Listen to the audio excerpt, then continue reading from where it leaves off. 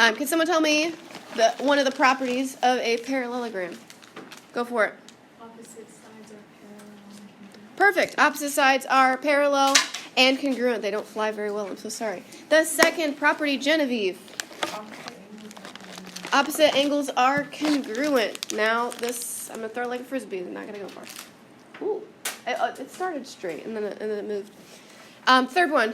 Opposite sides are supplementary.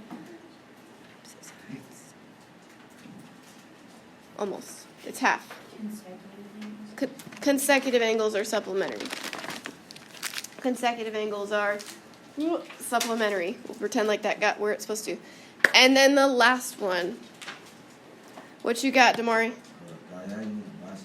Diagonals bisect each other. The diagonals bisect each other. So, these are the properties of all parallelograms. Yesterday we learned that there are 3 special parallelograms. What were their names? Name all 3 for a Snickers. What you got? A rhombus, a square, and a rectangle. Which one is the baby of 2 of them? Go ahead. Square. A square is a baby of the 2 of the rhombus and the rectangle. It has all right angles like a rectangle. It has all congruent sides like a rhombus. So we learned the properties of a rhombus. The rhombus is a parallelogram, so it has those properties. The rhombus has all congruent sides. That's the definition of it. And then the diagonals are perpendicular, and the diagonals bisect opposite angles. So let's talk about those last 2. What is the diagonals being perpendicular? What does that mean to me? They intersect and they form 90 degrees. So at their intersection, there are right angles. So anytime you see a rhombus, like in this example, it's actually on page 4, I believe. Whenever you see a rhombus, the diagonals are perpendicular. So you can go ahead and put right angles. And then it says diagonals bisect opposite angles. So that means this diagonal cut angle A in half. So this portion of angle A is the same measure as that portion. And then on the other side, this portion of angle C is the same as this portion of angle C. So we want to keep that in mind when we're solving this problem. So we're going to start. I'm going to keep my right angles here just to make my life easier in the long run. We're going to start with finding the length of BC. BC, is it a side, an angle, or a diagonal? It's a side. What do we know about the sides of a rhombus? They're all congruent, right? So what's the length of BC? 9. It's going to be the same as AB, so it'll be 9.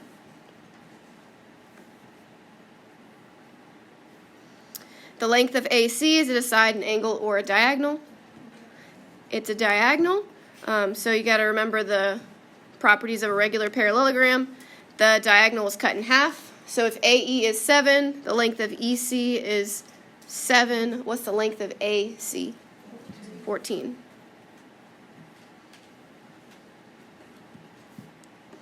And then last, we have ADC. ADC, which is this angle. So keep in mind, ooh, that's beautiful. It's a rhombus. We're asking for this angle. What is the measure of the angle they gave us? They gave us C. What is the measure of that whole angle? It's 88 degrees. So it's 88 because the diagonals bisect opposite angles. So this is 44, the other side is 44. That's a property of a rhombus. All right, so in general, what do we know about the angles next to each other in any parallelogram? They're supplementary. They add up to 180. So what is 180 minus 88? 92 degrees. So that is a rhombus. I'm going to tell you the assignment today has mostly rhombuses. Your quiz and test have mostly rhombuses, not really very many rectangles or squares. But we're going to talk about a rectangle. It only has one new property, whereas a rhombus had a couple extra. But a rectangle is a type of parallelogram, so it still has those properties of a parallelogram.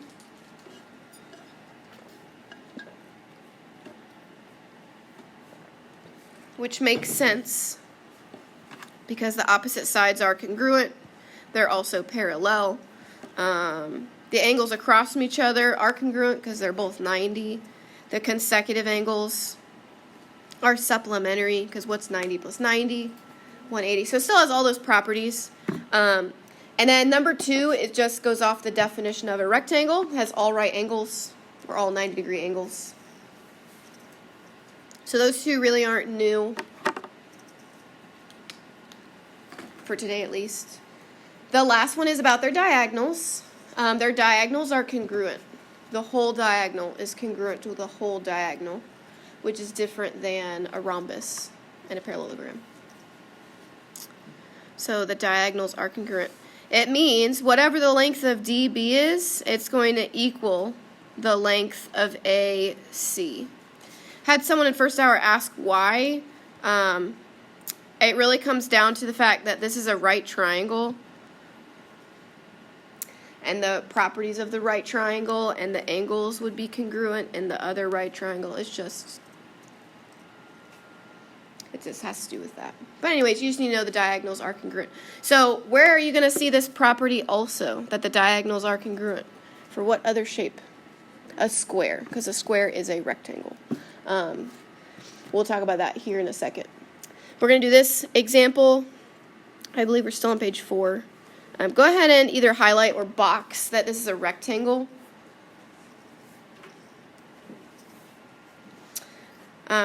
So because it's a rectangle, we know a lot of things. We know all the outer angles are 90, so if you want to go ahead and mark them as 90, because it's a rectangle, that's helpful. And that's really the only extra thing we can mark. The angles are 90. The whole diagonals are congruent. It's just hard to mark for here in a second. So we're going to start with FHG. FHG. FHG. God bless you. FHG, if I could outline it, is right here. Okay, so you can find this a couple ways. It's alternate interior with this angle up here, right? That I just highlighted. How would we find the measure of that angle at F?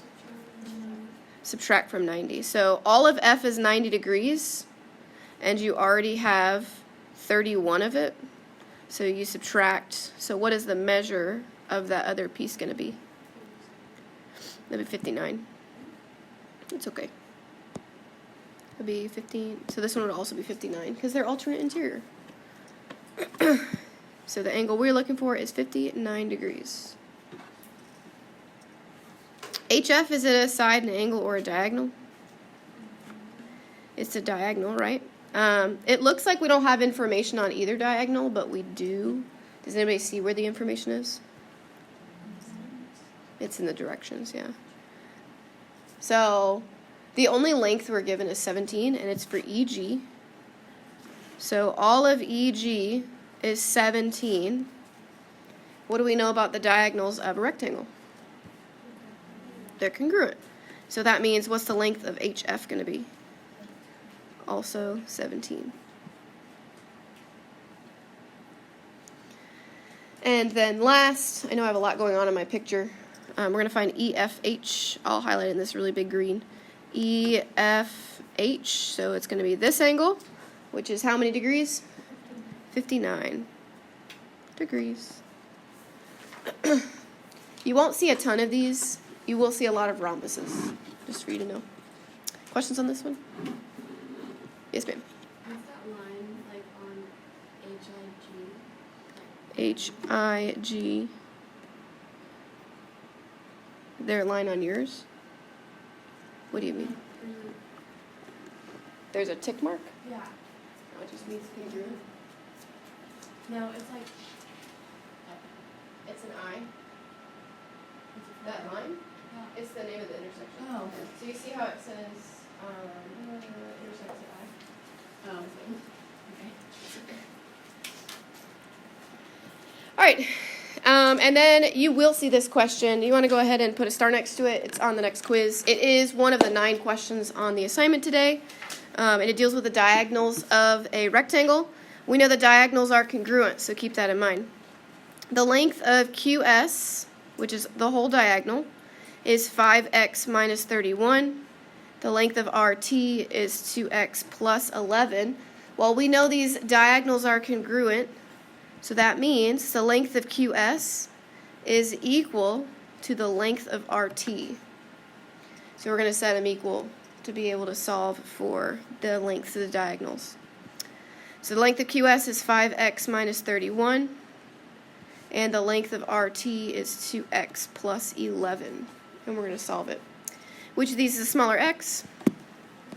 2x, so we're going to subtract it. We get 3x minus 31 equals 11. Add 31. 3x equals 42.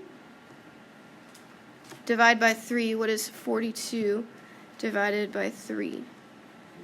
14. So, pause. Did it ask me what x was? It did not. It says find the lengths of the diagonals. So the number one thing I see people do is just stop here, but you do want to plug it in so that you can find both of them. I always recommend plugging it into both just to make sure it's correct. They should both equal the same thing because they are equal. So plug in x. 2 times 14 is 28. 28 plus 11 is 39, which means the other one should also be 39, but I, again, recommend at least checking. What is 5 times 14? 70 what? 70. All right, and then minus 31 is 39. So they should each be the same measure. Questions about the diagonal? Okay. A square. Squares have a lot of things about them. They have all the properties of a parallelogram, all the properties of a rhombus, and all the properties of a rectangle, because it is a very specific type of all three of these. So that is the 3 properties you write down.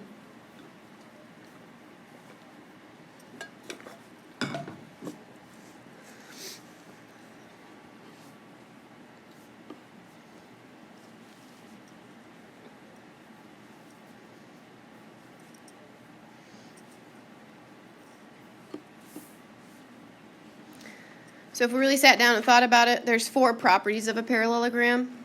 There's 3 additional properties of a rhombus. The sides are congruent, the diagonals are perpendicular, the diagonals bisect the angles. And then for a rectangle, there's 2. That all the angles are 90 and the diagonals are congruent. So that's how many properties a square has, because it's a specific type of all of these. So we're going to use all these properties. Right, all 4 of the parallelogram, all 3 of the rhombus, and all 2 of the rectangle. And we're going to apply them to this problem.